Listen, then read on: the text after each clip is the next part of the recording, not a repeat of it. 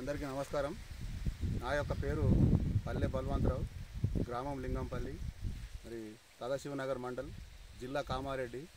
మరి మా యొక్క ఫీల్డ్ లోపల మైకో అనే వెరైటీ 4065 అనే వెరైటీ వేయడం జరిగింది.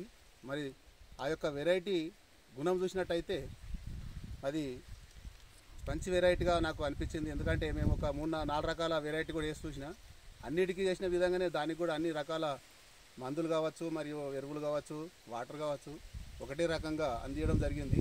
కానీ వాటి లోపల చూస్తే దీనికి మంచి మెరుగైన వెరైటీ, చిన్నతనంలో కూడా మంచి మొలక శాతం మొలవడము, అదేవిధంగా పురుగు కూడా తక్కువ, పురుగు మందులు కూడా తక్కువ శాతమే స్ప్రే చేయడం జరిగింది.